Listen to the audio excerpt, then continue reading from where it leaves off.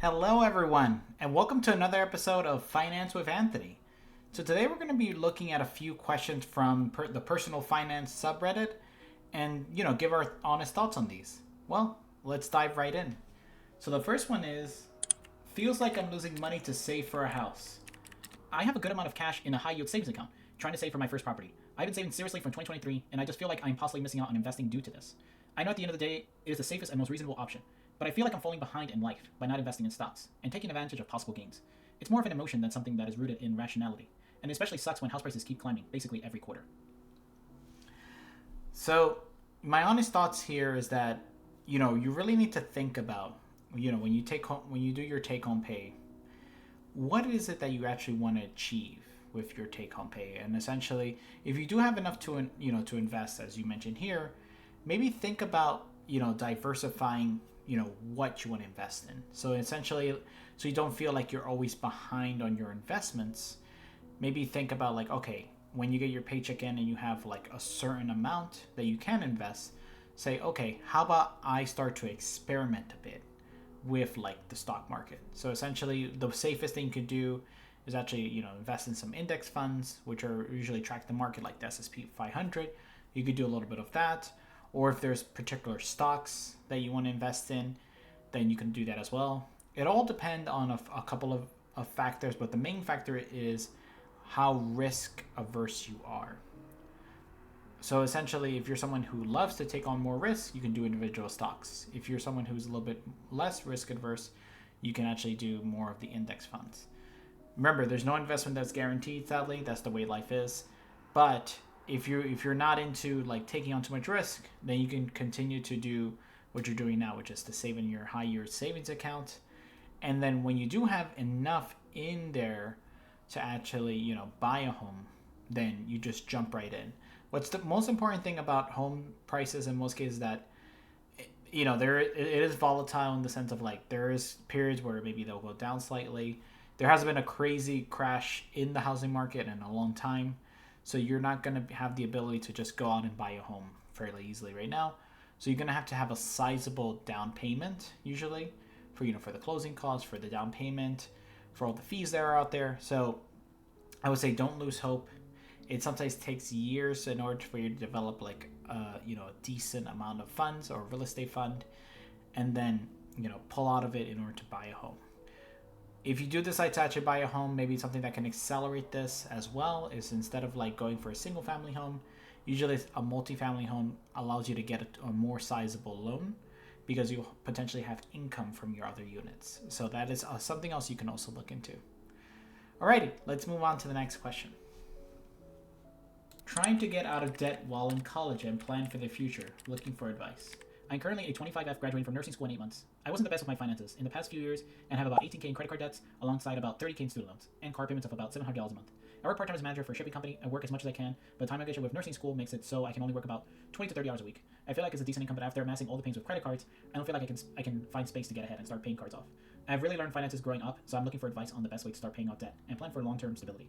I keep my expenses relatively low, and my only large payments I have each month are my car and the credit cards. I decided to move back temporarily while I finish out college. I should also mention I'm fortunate enough to receive some scholarships here and there, and should get about 6K at the start of each semester in my program. Thanks for any advice. So, the most important thing that I would say here is that it looks like you do have a job, you're going to school. So right now you don't have maybe the largest income you have, but you have something coming in. What's my honest advice here is that you need to at least start to pay. You're hopefully you're paying at least all your minimums, and then assess which one of your debts is actually the largest in terms of interest rates. So if your car is, so essentially I'm assuming you have a car on loan, so that's why you're paying the $700. So if that one has a larger interest rate than your credit card, then you should probably pay that off first. But if your credit card is a higher interest rate than your car, then maybe that would be the next thing. That would actually be the first thing you pay off instead.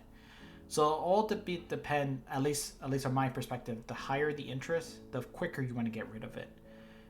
And most cases you want to actually just get rid of it as quickly as possible, because those interest payments can rack up and effectively drive away money from your principals, the principal payments that you have. So I would say in most cases try to try to, minimize the amount of interest you pay if possible. And so try to pay off those debts as quickly as possible. So any money, especially now that if you're living at home and you can minimize your debts that way, this is the opportune time for you to pay off your debts as quickly as possible. Hello, everyone. My name is Anthony, and I'm the host of TheLostSanctuary.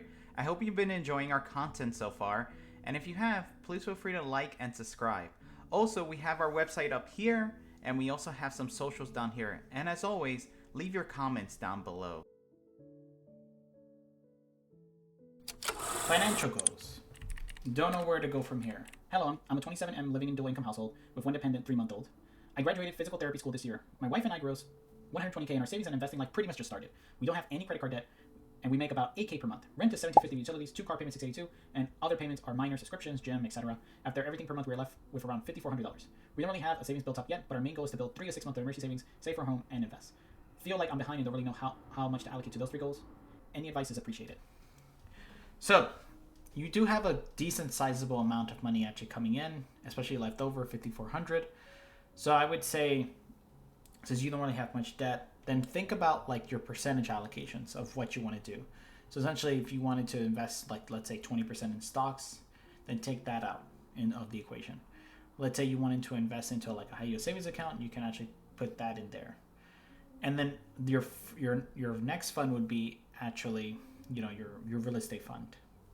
Most of these things will be accomplished only after you've actually got your emergency fund in place, though. So once you have 3 to 6 months, most experts say like 6 months is probably preferred, especially now with the job market as it is. 6 months would probably be a lot safer, in my opinion, especially considering like the job market's pretty tough right now. There's people out there who are on the hunt for a job, maybe 6 to 12 months nowadays. So having at least 6 months is my ideal, especially if you want to be a little bit more on the safe side. So have that first, and then once you have that that nice savings in there, then you can start doing your allocations. Your stocks, your whatever you else want to invest in, like houses, crypto, whatever it is you want to do. Definitely make sure that you diversify as much as you can. Diversification usually is key to making sure that you don't put all your eggs in one basket, of course. Some people do go all in on one thing, though. For example, let's say real estate, but you just have to make sure that you want to take on that risk of only going into one aspect or one asset class. Alrighty, so let's move on to the next one. 30K salary at 20. Hi all, I recently turned 20 years old, and it was a reality check that I should be planning my finances better for the future. Here are some stats. Employee income, 30,000K roughly. Monthly employer income, 1,800 roughly. I live at home but pay $2,400 a year in rent, and I spend around $20 a month on myself, but it varies. Am I in a good position? How can I be better at this? Thanks. So, I would say that you're in a really great position. One aspect that I do enjoy is that you're living with your folks or at home, and minimizing your rent expense, which can be one of the most expensive things out there. There's people out there that pay 50, 60, up to 70% of their income in rent. So this is something that it's very important that you keep as low as possible. So now once you have how much you can actually allocate, let's say the $1,400, then the first thing you want to think about is like, hey, what do I actually want to invest in? Do I want to invest in stocks? Do I want to invest in index funds, which is like a type of stock? Do I want to invest in homes? Now, if you want to invest in a home, it might take a lot more time. It's going to require a bigger lump sum of money. So that's one thing you want to think about. As consider like stocks. Stocks, you could probably start with like $100, $1,000, whatever it is you wanted to do it. But overall, I would say, one thing that, if you have the ability to, I know you're in around, looks like 30K a year right now. One thing that you should be thinking about is that your earnings potential is what's going to dictate a lot of how much you can invest. So essentially, if you find a way to increase your income either by getting promoted to your current job or getting additional education or finding a skill that will increase your income, I think these are all going to be important aspects that you need to think about as you continue to advance in your career, continue to advance in life, and become a little bit more financially savvy. This will wrap up Finance with Anthony, episode 3. I hope everyone out there has a blessed day, and Adios. Keep doing what you're doing. You're doing an amazing job, and I'm wishing everyone out there all the best. All right, until next time, adios.